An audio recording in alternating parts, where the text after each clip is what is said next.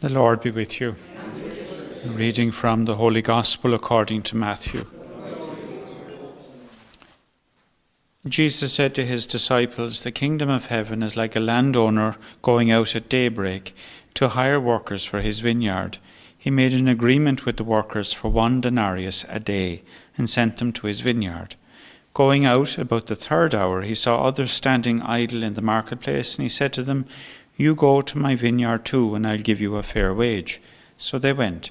And about the 6th hour, and again about the 9th hour, he went out and did the same. But then at the 11th hour, he went out and found more men standing round, and he said to them, 'Why have you been standing here idle all day?' 'Because no one hired us,' they answered.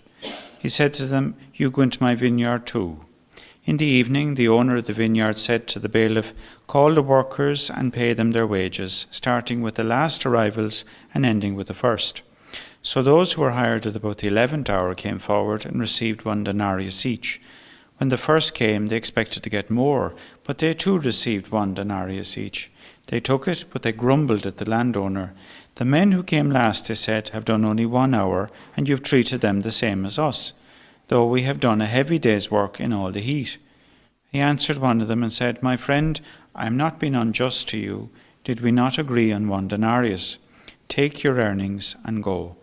I choose to pay the last comer as much as I pay you. Have I no right to do what I like with my own? Why be envious? Because I am generous. Thus the last will be first, and the first will be last.'" The Gospel of the Lord.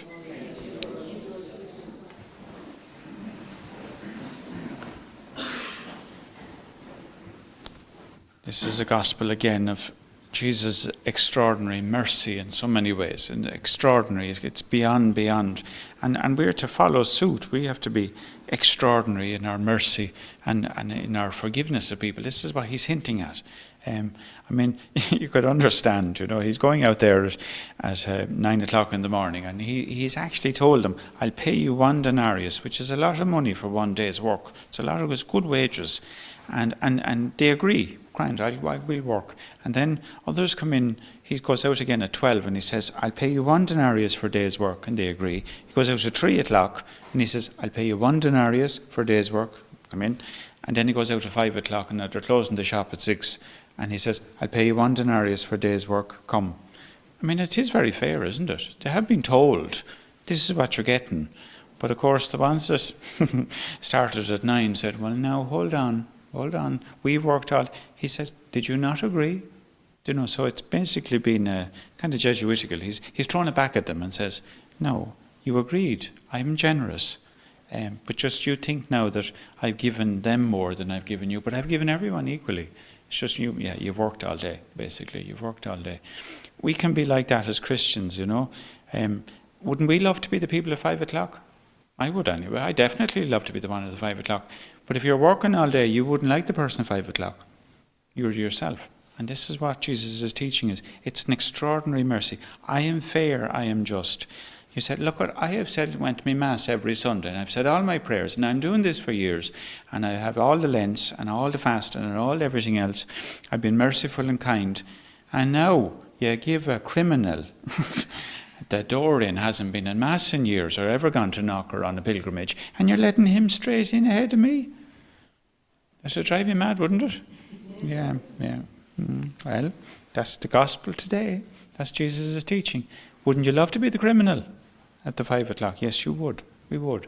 And it's to try get into the mind of Jesus, this extraordinary mercy. Because if you're there building up a spiritual bank account for yourself, good luck to you. Because he's going to turn you upside down.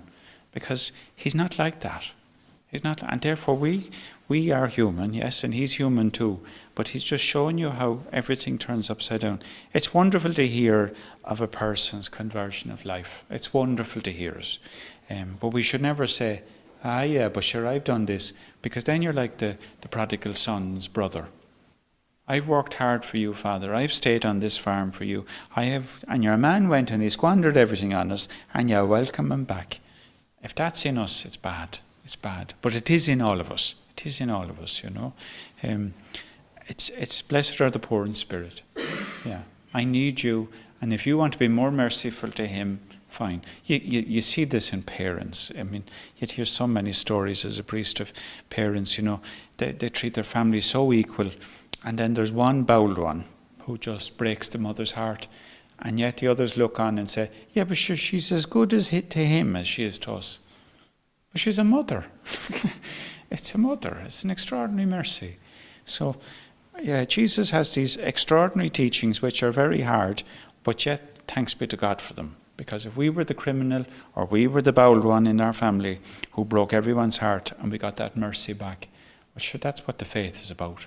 That's what it's about, So, where are you? Are you on the 9th hour? Are you 6th hour? Are you 3 o'clock? Or are you hoping to get in at the last minute? Well, like the thief on the cross, as they say, he picked the lock at the last minute. Jesus, have mercy on me. He didn't follow the Lord around for 3 years. Last minute he broke. He was a pure thief. He got in there at the last minute. And Jesus could have said to him, would you come off it now? Where that? Look at these people are better than you. He says, today you will be with me in paradise. Which is marvellous. So, we could all be the thief someday. We could all be the thief. Don't be looking at what others are getting. Just thank God you're getting what you're getting. That's the most important thing. And don't be worrying because someone looks like they've got better than you. This is a big problem in our world. How they're getting on better, they're happier. This absolute rubbish. I'm sick and they're not. All of this. Say, Jesus, I need your mercy. I'm the one who needs heaven. I need peace. I need it. And I hope if you give it away, it'll always come back to you. Do you know that? It'll come back to you. Hope for others. Hope for others. And if someone gets in ahead of you, don't be jumping the queue like you do in the airport. Just say, no, I'm happy for you. I'm happy for you because he's as merciful to you as he is to me.